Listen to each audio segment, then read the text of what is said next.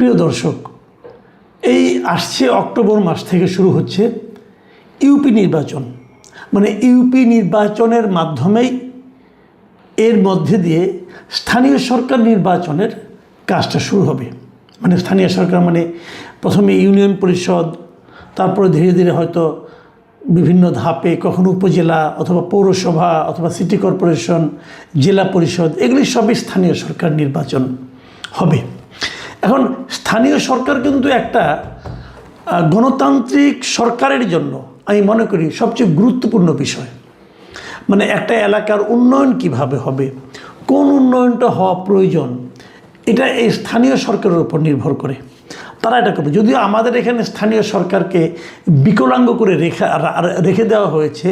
এটা আগের সরকারগুলো সংসদ সদস্যদেরকে ক্ষমতাবান করতে, ক্ষমতাশালী করতে স্থানীয় সরকারকে মোটামুটি বিকলাঙ্গ করে রেখেছিল। বিকলাঙ্গ এই অর্থে স্থানীয় সরকারের সমস্ত কাজকর্মই আসলে সংসদ সদস্যদের হাতে দেওয়া হয়েছিল। স্থানীয় সরকার নির্বাচনের পাশাপাশি আমি এটাও মনে করি যে সংসদ সদস্যদের ক্ষমতা এখানে খর্ব করা উচিত। কারণ স্থানীয় সরকার টোটালি স্থানীয় সরকার। স্থানীয় সরকারটা হয় নির্দলীয় পদ্ধতিতে। আওয়ামী লীগ এটাকে দলীয় নির্বাচনে পরিণত করেছিল, কিন্তু এখন এটা নির্দলীয় পদ্ধতিতে হবে। এবার আগামী যে নির্বাচনটা হবে সেটা টোটালি নির্দলীয়, মানে অরাজনৈতিক একটা নির্বাচন হবে। এবং অরাজনৈতিক নির্বাচন হলে পরে অরাজনৈতিক নির্বাচিত প্রতিনিধি যারা হবে তারা একটা রাজনৈতিক মানে আপনার প্রতিনিধির অধীনে কেন থাকবে, এটা একটা বড় প্রশ্ন। সেই বিবেচনায় আমি মনে করি সরকার যখন স্থানীয় সরকার নির্বাচনটা করবেন তখন তারা স্থানীয় সরকারের উপর সংসদ সদস্যদের যে খবরদারিত্ব, মাতব্বরি, এটা যেন কমিয়ে দেন, সেদিকে তারা যেন সচেতন থাকেন, এই একটা প্রস্তাব আমার থাকলো। কিন্তু আমার আসলে আজকের মূল আলোচনার বিষয় কিন্তু এটা না। মূল আলোচনার বিষয় হলো এই স্থানীয় সরকার যেহেতু একটা অরাজনৈতিক নির্বাচন, তো এই নির্বাচনে আওয়ামী লীগের বিভিন্ন পর্যায়ের নেতাকর্মী যাদের বিরুদ্ধে কোনো মামলা মোকদ্দমা নাই, যারা নাকি নির্বাচনের স্বাভাবিক আইন অনুযায়ী নির্বাচনের অযোগ্য নয়, তারা থাকতে পারবে কি পারবে না, এই হলো আমার আজকের মূল আলোচনার বিষয়। এখন গতকালকে বিএনপির রিজভী আহমেদ উনি নির্বাচন কমিশনে গিয়েছিলেন এবং নির্বাচন কমিশনে যাওয়ার পর ওনারা এখানে বিএনপির আসলে হিসাব নিকাশি দিতে গিয়েছিলেন, যাদের আয় ব্যয়ের হিসাব, সেটা অন্য হিসাব, অন্য আলোচনা। কিন্তু ওখান থেকে বের হওয়ার পর সাংবাদিকরা তাকে জিজ্ঞাসা করেছিল যে স্থানীয় সরকার নির্বাচনে আওয়ামী লীগের যে সমস্ত লোকজন আছেন, বিভিন্ন দলীয় পদে আগে ছিলেন, কিন্তু এখন তো আওয়ামী লীগের মানে আপনার রাজনৈতিক কর্মকাণ্ডই তো স্থগিত আছে, কিন্তু তাদের বিরুদ্ধে কোনো মামলা মোকদ্দমা নাই অথবা এমন কোনো ঘটনা তারা ঘটান নাই যে কারণে তাকে প্রচলিত নিয়মে নির্বাচনে অযোগ্য ঘোষণা করা যায়। তো এমন লোকজন নির্বাচন করতে পারবে কি পারবে না। এখন এই প্রশ্নটা ওনাকে করার প্রয়োজনটা কেন ছিল? প্রয়োজন ছিল এই কারণে যে দুদিন আগে জামাতের পক্ষ থেকে একটা আনুষ্ঠানিক চিঠি দেওয়া হয়েছিল ইলেকশন কমিশনকে। সেই চিঠিতে তারা বলেছিল যে যেহেতু আওয়ামী লীগের কার্যক্রমে নিষেধাজ্ঞা আছে, সরকারি নিষেধাজ্ঞা আছে, অতএব এই দলটির কোনো নেতা কর্মীকে যেন স্থানীয় সরকার নির্বাচনে প্রার্থী হতে না দেওয়া হয়। তারা এরকম একটা প্রস্তাব নির্বাচন কমিশনের কাছে দিয়েছিল। আপনার কাছে মনে হতে পারে যে এই প্রস্তাবটা এটাকে মামার বাড়ি আবদার নাকি? হ্যাঁ, তারা মামার বাড়ি আবদারি করেছিল। তারা আসলে এখন পুরো দেশটাকেই তাদের মামার বাড়ি মনে করেন বলে আমার ধারণা। তা না হলে এই ধরনের আবদার তারা কেন করবেন? দেখেন, এই আবদার নিয়ে আমার আপত্তি জায়গাটা কোথায় সেটা আমি বলি। যে কারণে আমি এটাকে একটা অন্য বিশেষণ মানে মামার বাড়ির আবদার হিসাবে উল্লেখ করলাম, এটা কেন সেটা বলি। ঘটনা হলো এটা হবে একটা অরাজনৈতিক নির্বাচন। এই নির্বাচনে কোনো রাজনৈতিক দল, আমরা যখন এমপি ইলেকশন হয় তখন কিন্তু পলিটিক্যাল পার্টিকে ইলেকশন কমিশনকে পলিটিক্যাল পার্টি একটি চিঠি দেয় তাদের দলীয় প্যাডে, দলের সাধারণ সম্পাদক অথবা দায়িত্বপ্রাপ্ত ব্যক্তি চিঠি দেন। সেই চিঠিতে উনি বলেন যে অমুক লোকটা আমার প্রার্থী, মানে আমার দলের প্রার্থী, তাকে আপনারা আমার দলের প্রার্থী হিসেবে মনোনয়ন দেন এবং আমার দলের জন্য যে নির্ধারিত প্রতীক আছে এই প্রতীকটা আপনারা তাকে বরাদ্দ দেন। এটা হলো রাজনৈতিক নির্বাচন। তার মানে যে আত্মীয় সংসদ নির্বাচনে বিএনপির প্রার্থীদেরকে ধানের শীষ দেওয়া হয়েছে, জামাতের প্রার্থীকে দাঁড়িপাল্লা দেওয়া হয়েছে, এটা কিন্তু মানে আপনার রাজনৈতিক নির্বাচনের ক্যারেক্টারটা এরকম, কিন্তু এই নির্বাচনে কিন্তু এই দাঁড়িপাল্লা, ধানের শীষ, হ্যাঁ, অথবা আপনার ওই যে এই শাপলা কলি এগুলি কিছুই থাকবে না। কারণ এটা হলো একটা অরাজনৈতিক নির্বাচন। আমাদের নিবন্ধিত যে রাজনৈতিক দলগুলো আছে, এই দলগুলোর জন্য যে সমস্ত প্রতীক বরাদ্দ দেওয়া আছে তার কোনোটাই এখানে থাকবে না। যদি কোনোটাই এখানে না থাকে তাহলে কে কোন দল করলো এটাও কোনো ইস্যু হতে পারে না। সরকার যেহেতু শুরু থেকে বলছে এটা অরাজনৈতিক নির্বাচন, তো আওয়ামী লীগের নিষেধাজ্ঞা করা হয়েছে কীভাবে? আওয়ামী লীগের রাজনৈতিক কর্মকাণ্ড নিষিদ্ধ করা হয়েছে। তো এটা তো রাজনৈতিক কর্মকাণ্ড না, এটা তো একটা অরাজনৈতিক নির্বাচন। তো এখানে আপনি নিষিদ্ধটা কেন করবেন? কাজেই আমি এটা বলেছি এটা একটা মামার বাড়ির আবদার, কিন্তু এই মামার বাড়ির আবদারকে কিন্তু আপনি এড়িয়ে যাবেন না। কারণ মামার বাড়ির আবদার কিন্তু অনেক সময় গৃহীত হয়ে যায়। কেন হয়ে যায় তার কোনো যুক্তি নাই, হয়েছে কিন্তু অতীতে হয়েছে। আমি তো এই কথাও বলি যে জামাত এই ধরনের প্রস্তাব দেওয়ার লজিকটা পায় কোথায়? লজিক খুব সিম্পল। এই যে আইনজীবীদের যে ইলেকশনগুলো হয়ে গেলো কয়েকদিন আগে, সুপ্রিম কোর্ট বার ইলেকশন হলো, সেখানে কিন্তু কিছু লোককে প্রায় 40 জন প্রার্থীকে বাতিল করে দেওয়া হয়েছিল।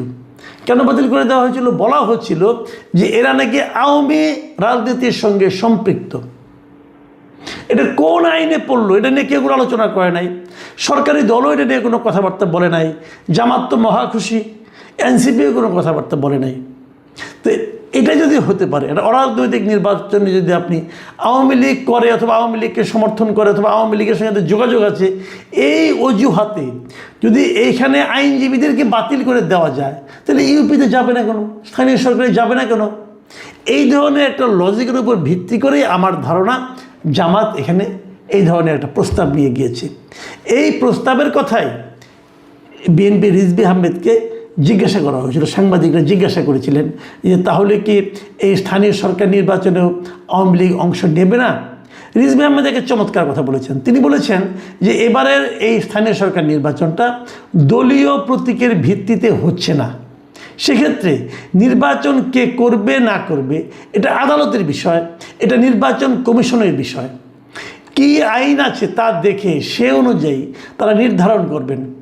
অন্য রাজনৈতিক দল কি বললো না বললো সেটা বিষয় নয়। মানে উনি একটু টেকনিক্যালি সরাসরি কোনো উত্তর দেননি, কিন্তু মূল বক্তব্যটা উনি দিয়েছেন যে এটা দলীয় প্রতীকে হচ্ছে না, কাজেই এটা দলের কোনো কিছু বলার নাই এখানে। এটা বলবে কে? ইলেকশন কমিশন বলবে এবং আদালত বলবে। এখানেও আমি একটা জিনিস অবশ্যই একটু আমার কাছে কনফিউজিং মনে হয়েছে, সেটা হলো আদালত কেন বলবে? এখানে আদালতের তো কোনো বিষয় নাই, বলবে হলো নির্বাচন কমিশন। যদি কেউ আদালতের কাছে যায় তখন আদালত বলতে পারে, এর আগ পর্যন্ত তো আদালতে বলার কিছু নাই। এখানে খুব ক্লিয়ার এবং সিম্পল। কিন্তু উনি তবুও একটু রেখেছেন, কারণ উনি হয়তো বুঝতে পারছেন না, নিজে হয়তো নিশ্চিত নয় কি চায় তার দল, এটা তারা হয়তো জানে না। কিন্তু আমাদের মনে আছে কদিন আগে প্রধানমন্ত্রীর আরেকজন উপদেষ্টা মিস্টার ডক্টর জাহিদুর রহমান, তিনিও কিন্তু এই ধরনেরই একটা কথা বলেছিলেন যে স্থানীয় সরকার নির্বাচন যেহেতু অরাজনৈতিক নির্বাচন, কাজে যদি কেউ রাজনৈতিক স্লোগান না দেন, প্রার্থী হতে যেয়ে যদি রাজনৈতিক প্রচারণা না চালান, তাহলে সে যদি আওয়ামী লীগেরও হয় কোনো সমস্যা নাই, সে নির্বাচন করতে পারবে। এই ধরনের একটা কথা উনি বলেছিলেন। সেক্ষেত্রে থেকে কিন্তু আমরা সরকারের মোটামুটি একটা ধারণা পেয়ে যাই যে সরকার আসলে কী চাচ্ছে। এখন আমার প্রশ্ন হচ্ছে, আপনারা হয়তো বলবেন, আমি যে কথাটা আগেও বলেছিলাম যে জামাত কেন চায় না এবং বিএনপি কেন জামাতের সঙ্গে একমত হয় না, এই আলোচনাটা একটু করেই আমাদের আজকের অনুষ্ঠানটা শেষ করব। আলোচনাটা হলো এইখানে জামাত কি চায় আসলে। দেখুন, ভেবে দেখুন, জামাত এবার 69টা আসন কিন্তু পেয়েছে, আর ওদের সঙ্গে মিলিয়ে আরও 7টা, আরও 8টা। তো এই যে জামাতের 69টা আসন, জামাত তার জীবনে কোনোদিন এত আসন পেয়েছিল? পায়নি। জামাতের যে মূল দল, জামাত তো পাকিস্তান থেকে আসছে, পাকিস্তানের মূল দল ওদের, ওখানেও জামাতে ইসলাম পাকিস্তান আছে, পাকিস্তানের যে জামাতে ইসলাম তারা কখনো পেয়েছে না? তারাও পায়নি। তাহলে এবার তারা এত আসন পেল কী কারণে? তো জামাতের জনপ্রিয়তা বেড়েছে, হতে পারে, এটা নিয়ে আমার কোনো আপত্তি নাই। নাকি জামাত অন্য কারো ভোট পেয়েছে? ভোট পেলে তারা কার ভোট পেয়েছে? তারা কি আওয়ামী লীগের ভোট পেয়েছে? নাকি তারা প্রতিটা আসনে বিএনপির যে লোকটা বঞ্চিত ছিল, বিএনপির বঞ্চিত প্রার্থী অথবা বিদ্রোহী প্রার্থী হয়নি, প্রার্থী হতে চেয়েছিল কিন্তু প্রার্থী হতে পারেনি, উনি ক্ষুব্ধ হয়ে তাদের যারা অনুসারী আছে তারা কি জামাতকে ভোট দিয়েছে? এই জিনিসটা নিয়ে কিন্তু একটা বিতর্ক আছে। আমি পার্সোনালি মনে করি যে এটা আসলে বিএনপির ওই বিতর্কিত ভোটগুলোই জামাতে গিয়েছে। আওয়ামী লীগের লোক জামাতকে ভোট দিবে এটা আমার মনে হয় খুব স্বাভাবিক না। দুই একটা জায়গায় ব্যতিক্রম হতে পারে, দুই একটা জায়গায় হয়তো বা প্রার্থীর জনপ্রিয়তার কারণে, প্রার্থীর গ্রহণযোগ্যতার কারণে, হয়তো আঞ্চলিক রাজনীতির প্রভাব প্রতিপত্তির কারণে হয়তো কেউ আওয়ামী লীগের লোকজন জামাতকে ভোট দিতে পারে, কিন্তু নর্মালি দিয়েছে বলে আমি মনে করি না। কারণ আওয়ামী লীগের সঙ্গে জামাতের কিন্তু একদম মূল যে দ্বন্দ্বটা সেটা হলো আদর্শিক দ্বন্দ্ব, যে কারণে মনে হয় না তারা দিয়েছে। কিন্তু জামাত তো ভোট পেয়েছে। এই যে বিদ্রোহীরা যে জামাতকে ভোটটা দিল, তারা কিন্তু জানে যে তাহলে আওয়ামী লীগে যারা ভোট দিয়েছে, কিছু লোক দেয়নি, যারা দিয়েছে ভোট দিতে গিয়েছে তারা ম্যাক্সিমামই বিএনপিকে দিয়েছে। এটা জেনেই হয়তো ওই বিদ্রোহী জামাতের বিএনপির বিদ্রোহী লোকটা, অসন্তুষ্ট লোকটা তার ভোটগুলি জামাতে গেছে। যদি জানতো যে আওয়ামী লীগের ভোটটা বিএনপিতে যাবে না, তখন কিন্তু বিএনপির ওই লোক যতই ক্ষুব্ধ হোক সে দলের বাইরে ভোটটা দিত না। যাক, সেটা অন্য ইকুয়েশন। এখানে যে ব্যাপারটা হয়েছে, জামাতের আসলে একটা আতঙ্ক কাজ করে। সেটা তারা মনে করে, আমার ধারণা এটা নাও হতে পারে কিন্তু আমি যেভাবে ভাবি সেটা আপনাদের সঙ্গে শেয়ার করছি। তারা মনে করে যদি আওয়ামী লীগ যদি নির্বাচনে অংশ নেয়, আওয়ামী লীগের ভোটাররা যদি নির্বাচনে ভোট দেয়, তাহলে হয়তো তাদের এত ভোট প্রাপ্তি ঘটবে না। কারণ তখন সব বিএনপি এক হয়ে যাবে, তখন জামাতকে কেবল তার নিজের ভোটটা নিয়ে সন্তুষ্ট থাকতে হতে পারে। সেক্ষেত্রে জামাতকে হয়তো তৃতীয় স্থানে চলে যেতে হতে পারে। এটা কিন্তু একটা মূল কারণ যে জামাত সবসময় চাইবে আগামীতে, অন্ততপক্ষে 2031 সাল পর্যন্ত তো তারা চাইবেই যে 31 সাল পর্যন্ত আগামী জাতীয় সংসদ নির্বাচনে যেন আওয়ামী লীগ ক্ষমতায় না আসতে পারে। এখন এটা যদি জামাত চায় তাহলে বিএনপি কী চায়? আমার কেন যেন মনে হয় এই স্থানীয় সরকার নির্বাচনটা দিয়ে বিএনপি টেস্ট করতে চাইবে যে রাজনীতির মাঠে আওয়ামী লীগ থাকলে, আওয়ামী লীগ পূর্ণ শক্তি নিয়ে যদি নাও থাকে, যদি আংশিক শক্তি নিয়ে থাকে, তবু যদি আওয়ামী লীগ থাকে এবং যদি জামাত থাকে পাশাপাশি, তাহলে তাদের অবস্থানটা কি দাঁড়ায়, এটা হয়তো তারা এই ইউপি নির্বাচন দিয়ে একটা পরীক্ষা নিরীক্ষা করতে চাইবে। ইউপি নির্বাচন কয়েকটা ধাপে হবে, নিশ্চয়ই একসঙ্গে সব নিশ্চয়ই হবে না। প্রথম কয়েকটা ধাপ দেখলে তারা ট্রেনটা বুঝতে পারবে। তারপরে হয়তো তারা সিদ্ধান্ত নেবে যে তাদের উপরে যে রাজনৈতিক নিষেধাজ্ঞা আছে সেটা থাকবে কি থাকবে না। কারণ ভাবুন একটা কথা, নিষেধাজ্ঞাটা কিন্তু আছে একটা নির্বাহী আদেশে, সরকার যে কোনো সময় তুলে নিতে পারে। কিন্তু পাশাপাশি এর ব্যাপারে একটা মামলাও হচ্ছে আইসিটিতে। মামলার ফল কী হবে এটা জানতে আমার ধারণা পুরো 1 বছর চলে যাবে। মানে নির্বাচন কিন্তু অক্টোবরে শুরু হলো, পরবর্তী 1 বছর ধরে কিন্তু বাকি নির্বাচনগুলি হবে। কাজে আমার ধারণা পুরো 1 বছর চলে যাবে। মানে আদালতের মাধ্যমে, আইসিটির মাধ্যমে যে রায়টা আওয়ামী লীগের পক্ষে অথবা বিপক্ষে, সেটা আস্তে আস্তে আমার ধারণা স্থানীয় সরকার নির্বাচন শেষ হয়ে তারপরে আসবে। এইখানে বিএনপির হয়তো মূল রাজনীতিটা তারা দেখতে চাইবে যে আওয়ামী লীগের অবস্থানটা আসলে কি। এই মুহূর্তে আমার যতটুকু মনে হয় যে জামাতে ইসলাম এবং এনসিপি তারা যে সমস্ত ছোটোখাটো বিষয় নিয়ে রাস্তায় আন্দোলনটাকে নিয়ে আসতে চাইছে, এটাতে বিএনপি খুব একটা স্বস্তি বোধ করছে না। কাজে বিএনপি হয়তো চাইবে যে জামায়াত এবং এনসিপিকে সাইজ করার জন্য বিকল্প শক্তি হিসাবে কন্ট্রোলড ওয়েতে সীমিতভাবে হলেও আওয়ামী লীগকে মাঠ ছেড়ে দেওয়া। যদি সেটা হয় তাহলে কিন্তু আমরা এই স্থানীয় সরকার নির্বাচনের পরে রাজনীতির আরেকটা চেহারা দেখব। কি হবে আমরা জানি না। আবার এমনও হতে পারে যে আওয়ামী লীগকে নির্বাচন করতে দেবে কিন্তু আওয়ামী লীগের প্রার্থীদেরকে মাঠে নামতে দেবে না, আইনগতভাবে কিছু বলবে না, কিন্তু দৌড়ের উপর রাখবে, হুটহাট নতুন নতুন মামলা জুড়ে দেবে।